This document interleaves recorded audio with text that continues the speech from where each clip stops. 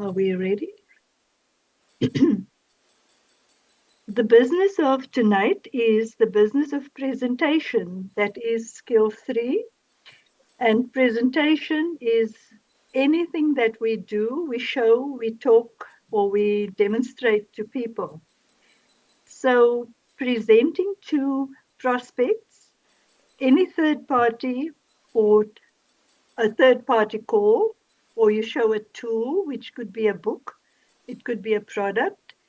You could invite them to an event where they can hear other people talk, or they can sample some products when you do a demonstration, or you invite them to a bigger meeting where they have the products and samples on display. Um, Also, by telling stories. Your own story is a good one. If you don't have a story yet, you can use somebody else's story, a success story of products or the business. Also, to watch a video. A video is as good as a meeting because you have somebody as a third party person there and you watch and you can actually get more out of the video than talking, and people can see and ask questions afterwards. You can also look at the website and show people, get extracts from that, copy and paste and send it to them on WhatsApp or on email. The other good thing is to listen to podcasts because you get the wealth, a wealth of information from other people, even if it's not in your life, even if it's just encouraging you to do something differently. Because sometimes we get demotivated or frustrated if things don't go the way we would like them to go, not as fast, but then you learn from other people's experience and sometimes the mistakes that they made, and we learn and we can adjust and do the thing the other way then. The three-way call is an exciting tool because you get somebody who is very experienced in another field, because sometimes with presenting, not sometimes, but we always say, don't try and do the expert and do everything yourself, because people will think you have the world of knowledge and they'll never be able to catch up or do the same. So you get somebody who is in your upline to explain or to have a three-way call with them, and most of the time they hang on to that person's words because it come over differently than what you've explained. So a three-way call is very valuable. Invite them to Zoom meetings like we have this evening. It could be online, or you could be a one-on-one Zoom meeting if you would like to do that, or a bigger like meetings like Louis has this evening, hands-on in-person meeting. Do whatever works for you. Sometimes we say, oh, but I can't do that. But even if you just do a one-on-one, a coffee shop meeting, or just go, don't even call it a coffee shop meeting, just invite somebody for tea to your place, to a little restaurant or a tea coffee shop, and just talk a little bit, even if you don't take books out at the first time, because people sometimes get overwhelmed, or you yourself get overwhelmed if you talk too much and give too much information. So just a little pamphlet or a flyer or a business card, that would also be good. And then to all other prospects, the team, the prospects, and third party, that's what we said earlier on. Your story, if you have your story ready to tell them what you were doing, I think the next or further slide will show how to do the story. But the story is always something that will catch them and say, okay, if you could do that, then I can also do that. Opportunity meetings, which can be very short, 5, 10, 15, 20, or 40 minutes, just to show them a little bit more. And the idea of a meeting is to book another meeting. So we always get the little bit information and a little bit more at the next meeting. Getting started meeting. where if the person has decided that they want to join and they're ready and they purchase their starter kit, like Herman had 3 this month or this week, then you have a special 2-hour meeting where you can give them the information, show them the booklets, go through the products. They say install the product, open it, so that people don't just sell those products. They have to taste it, use it, and experience the benefits of that. And then the basic training, which we have tonight and Tuesday nights and Thursday, wherever meetings are, get them on the product training, on the business training, and whatever other trainings are lined up. Skills training. We know that we're doing presenting tonight, and that is skills training, skill number 3. But we know there's 7 skills about making contact, getting names, inviting, doing presentation, and the others follow, like follow up and all the other ones. But the skills training is very important, and especially if we get to 1, 2, and 3. If we master these 3, then that is the basic start of your business. Then you can add the other ones on as you go along. The keynote, signature talk, whatever you say must be factual also, and not just thumb sucking or manufactured talks. So if you have something that is good to talk about, you can do so. You so good, everyone wants to do. So sometimes we talk and it just comes naturally. And even if we struggle a bit, we practice and practice and it gets better. Thank you. For the next slide, right?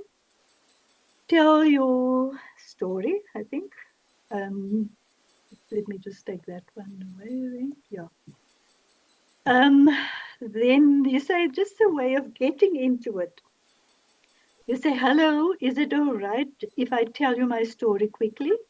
And usually that it should be a short story, because even if you in a lift, they say the elevator story, you should be able to talk to that person and finish before the person gets off or out of the elevator. So it mustn't be a long, drawn out story, because then it's too long and the person will lose interest or you lose the person. So it must be a quick story, 60 to 90 seconds, not minutes. And then you tell it quickly. All business is conversation. So what we learn is to make contact with people. We tell or find out a need, tell them you don't even have to find out a need at this stage, because you are going to do a follow up. But it's just a quick one. Can I tell you about it? And then the person say yes or no, or I'm in a hurry, and there they go. But story builds a bridge and it builds trust. So don't try to be the expert. Copy great people. And we have so many great people. We know how people talk, and we must just try and become confident. Words often flee when we want to talk, but you have to run after it, catch it quickly, and get back and talk again. So you develop your own style. And it's just lovely. Even if you don't get everything in at that time, if you make the contact, you get that person to respond and say, but that would be nice. We can meet again. You get a number and you exchange names and you follow that up. The powerful reason is there. And how to tell your story. The elements in the story should be your background. What you did in life, what was not perfect, you found a solution, and how do you feel about the future? You can also interview people and ask them these questions. I, for example, always say I'm a nursing sister, but I'm not nursing anymore. I've nursed for 20 odd years, but somehow I've left nursing because of things that happened. I don't always tell them the story about being held hostage by some of our patients, but I just briefly tell them I'm not nursing anymore, but I keep people healthy outside hospital these days.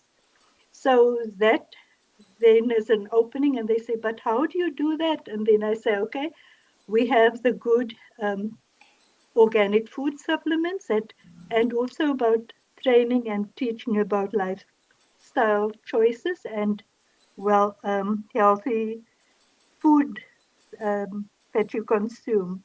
And that, but you have to adjust it so, and I know I'm waffling a bit now, but that's my story. I don't nurse in a hospital anymore. I keep the people out of hospital by doing these things.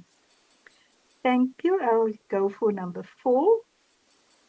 So when you've spoken to people, they should be able or they should want to say or think, this looks simple. I think it will work. Or I think I can do it. And they give that leap of faith. And you see how that guy jumps from the one to the other. He's not going to say, that is too sophisticated or too complicated or too much, or I can never do that. They must get the idea that this looks simple. I think I will be able to make it work. I think I can do it. And they always say the person who holds the marker, who does the presentation, who does the talk, makes the money. Presenting is practice, more practice and more practice. So even if you start with a funny little figure, stick figure on the paper or a clumsy talk, you learn and you practice and you practice and you get better at that. You learn to do your presentation until it becomes easy and easy to um, bring across to the other person. It also builds confidence in you, and then you work more at it, and you can do it well. Thank you. Number 5 is the law of use. We all know if you don't use it, you lose it. You don't use your skills, you lose your skills. You become rusty. If you don't use your muscles, you become stiff and not so supple. You can't jump a little bit over that gorge that man was jumping now. But whatever you don't use, you lose. So don't use your freedom, you lose your freedom. Freedom is not an inheritance. We have to work at that. So if you always want to be grumbling and saying you don't have money, you don't have money, you don't have this, you can't do this, it becomes a habit and that stays with you. So we have to stop doing that. We have to work at our freedom. We have to become positive, and the freedom does not come automatically. We have to work at that. This sketch shows here in the 1900s, 10% of people worked for others or for the government in the 1900s. In 1980, 10% are self-employed and 90% work for others or governments. So we have become dependent on others, and we should be, or we moved from people who took responsibility to people who are talented and started blaming others. And that's where we have to change that, because this business of ours is such a motive, like a motivation. You can just do it with little or no experience, and you can become your own boss. So self-employment is the best one to do. This is a little saying, don't let anyone speak for you and don't rely on others to fight for you. You can do it, so you can go out there and do it. The 6th one says, fit in. What's next? Reinventing work in the new normal. We get directed by people. No one is willing to step up. We are now outer directed people. We don't act, we react. We seek not to be outstanding but to fit in. We're just a reflection of mirrors, reflect what others want us to do. If a man wants his dreams to come true, he must first wake up. Otherwise, he has nightmares. Rekindling of our independent spirit has more lasting value. We have a choice in life, and we should plan that. We should plan our life. And that is the end of presenting. And we're going to events, forthcoming events.